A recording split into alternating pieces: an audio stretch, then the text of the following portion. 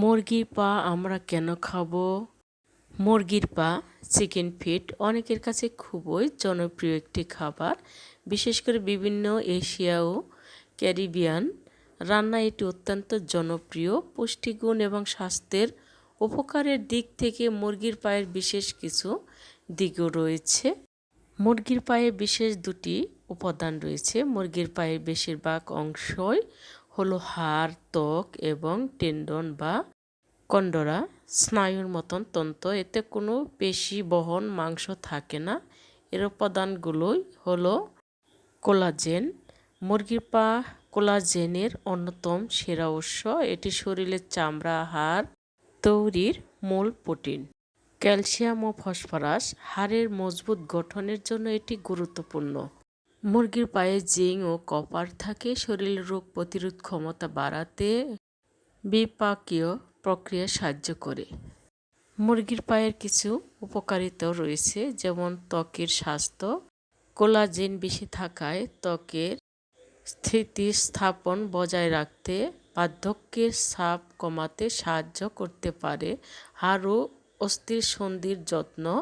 নিয়মিত মুরগির পা খেলে হাড়ের ঘনত্ব বাড়ে, বাত ব্যথা বা অস্থির সন্ধির ব্যথার উপশম হতে পারে। ক্ষত নিরাময়ের জন্য এর পুষ্টিগুণ শরীরে অভ্যন্তরীণ টিস্যু মেরামত করতে সাহায্য করে। রোগ প্রতিরোধ ক্ষমতা। এতে থাকা খনিজ উপাদানগুলো শরীরের ইমিউনি সিস্টেমকে শক্তিশালী করতে কার্যকর করে। মুরগির পা আমরা সকলেই খেতে পারি, আবার অনেকেই খেতে পারি না। কারা খেতে পারবেন? সাধারণ অসুস্থ মানুষ, যাদের কোনো বিশেষ শারীরিক সমস্যা নেই, তারা সুষম ডায়েটের অংশ হিসাবে মুরগির পা খেতে পারেন। অস্থির সন্ধির সমস্যা আক্রান্ত ব্যক্তি, যারা আর্থ্রাইটিস বা হাড়ের ব্যথায় ভুগছেন, তাদের জন্য কোলাজেন বা কন্ড্রাইটিন সমৃদ্ধ খাবার বেশ উপকারী হতে পারে, তবে চিকিৎসকের পরামর্শ অনুযায়ী খাওয়াটাই ভালো।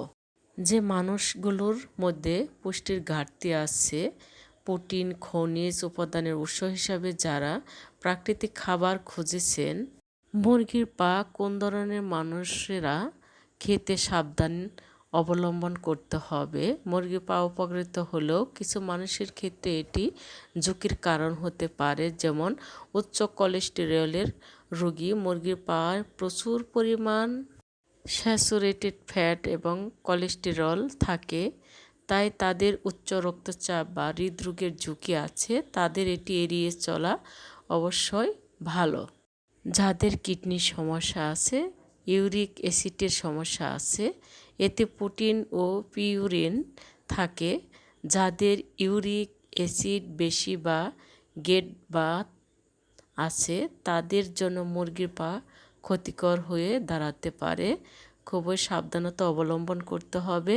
যারা ওজন নিয়ন্ত্রণ করেন এবং সচেতন আছেন, এতে প্রচুর ক্যালোরি ও চর্বি থাকায় যারা ওজন কমাতে চাচ্ছেন, তাদের জন্য পরিমিত খাওয়া উচিত। মনে রাখতে হবে এবং খেয়াল রাখতে হবে রান্নার ধরন। রান্না করার সময় মুরগির পা খাওয়ার সময় অবশ্যই খেয়াল রাখতে হবে তা যেন খুব ভালোভাবে পরিষ্কার করা হয়, স্বাস্থ্যকর উপায়ে রান্না করা হয়। ডুবো তেলে ভাজা, ডিপ ফ্রাই মুরগির পা স্বাস্থ্যের জন্য ক্ষতির কারণও হতে পারে, আবার স্বাস্থ্যের জন্য ভালো হয়ে দাঁড়াতে পারে। স্যুপ বা ঝোল রান্না করে খাওয়া বেশি উপকারী। সতর্কতা অবলম্বন অবশ্যই করতে হবে। মুরগির পা সাধারণত অনেক সময় ধরে সিদ্ধ করে রান্না করতে হয়, যাতে কোলাজেন ও অন্যান্য পুষ্টি উপাদান ঝোলের সাথে মিশে যায়।